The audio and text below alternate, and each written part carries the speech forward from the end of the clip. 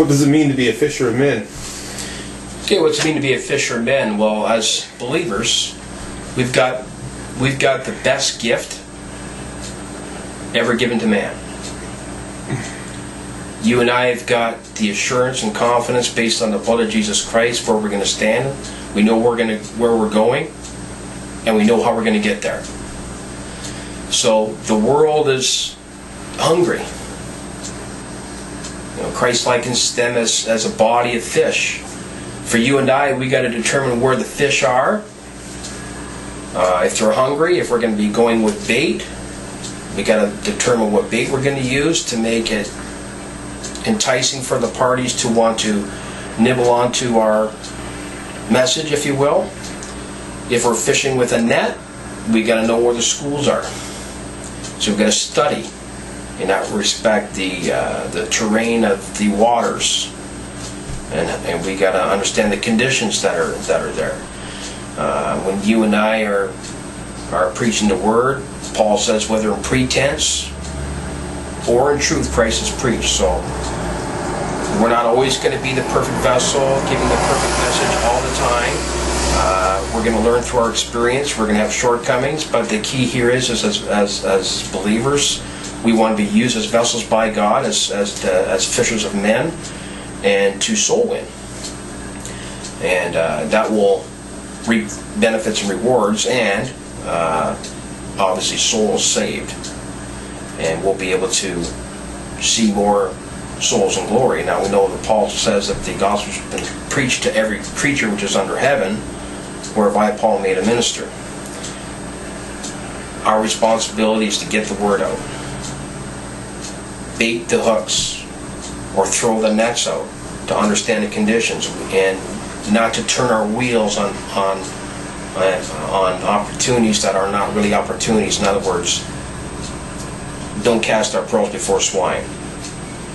You know, after the first and second admonition, reject. Don't turn your wheels on these projects, I call them. Move on to the next fish.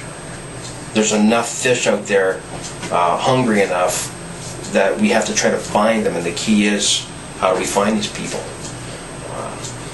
Looking for the demeanor that one exercises when you talk to them. What's the tone? What's the condition of their heart? A lot of it has to do with how I approach them.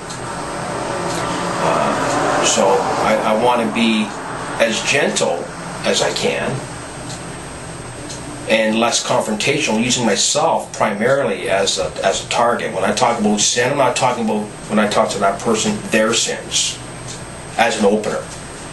We can personalize that as we get deeper into the conversation, but initially I'm talking about my sin. I'm a sinner. Now, I'm this, I'm that. We're talking in the third person to make it less confrontational. As we can get deeper into the conversation and those parties become less intimidated in that conversation, now they'll give you signals. If they start to relax, they'll let you know how they are. And then we can go in and start touching on the details related to them personally. So our approach has a certain effect into that. And then, of course, their demeanor has to be considered.